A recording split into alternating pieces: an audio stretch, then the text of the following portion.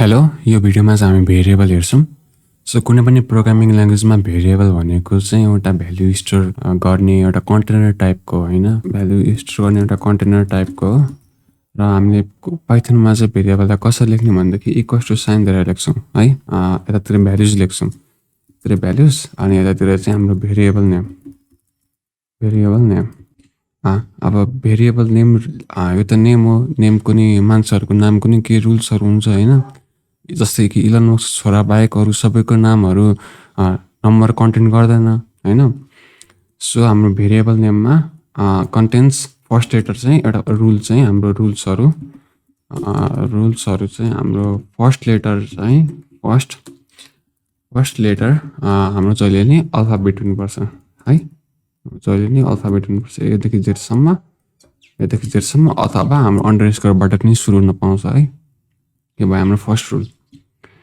दोस्रो रुल चाहिँ हाम्रो यो भए नै हुन्छ है। त्यसपछि हाम्रो छ फ्रम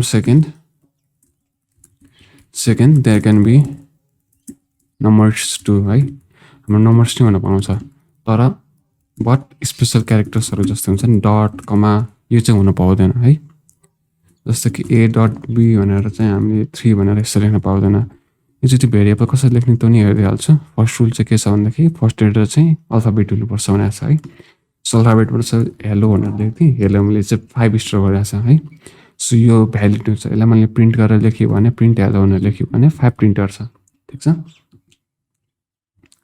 यतातिर 5 प्रिन्ट भएको छ है। जस्तो कि मैले हेलो डट हेलो भनेर लेख्थेँ भने यसले चाहिँ एरर थ्रो गर्छ, किनभने हाम्रो भेरिएबल नेममा डट हुनु पाउँदैन, स्पेसल क्यारेक्टर्सहरू हुनु पाउँदैन है। हेलो इज नट डिफाइन्ड भन्दा छ, ठिक छ। सो स्पेसल क्यारेक्टरहरू हुनु पाउँदैन भेरिएबल नेम लेख्दाखेरि। पछि यो डटको नि केही फङ्सन्सहरू हुन्छ, त्यो पछि आउने भिडियोजहरूमा कभर गर्छु।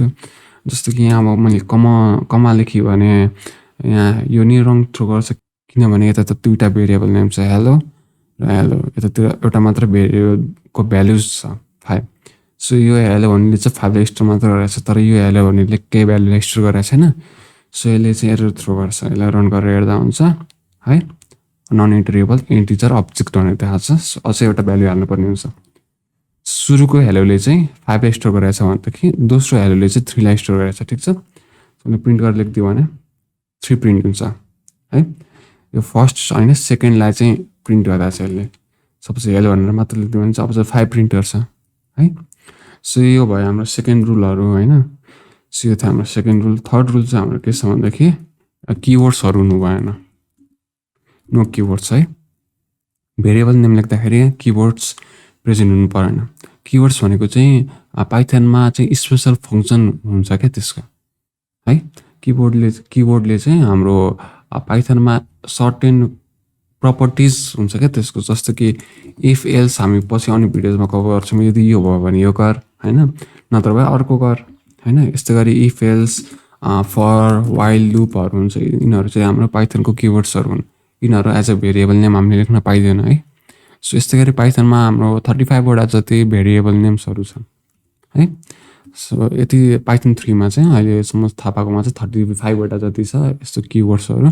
सो यी किवर्ड्सहरूलाई चाहिँ हामीले एज अ भेरिएबल नेम लेख्न पाइँदैन, ठिक छ। सो यति नै थियो यो भिडियोमा। अर्को भिडियोमा चाहिँ हामी पाइथनको डेटा टाइप कन्भर्जन हेर्छौँ, अनि त्यसपछि हामी इफ एल्स फर लुपमा गइराख्छौँ। सो यति नै थियो यो भिडियोलाई।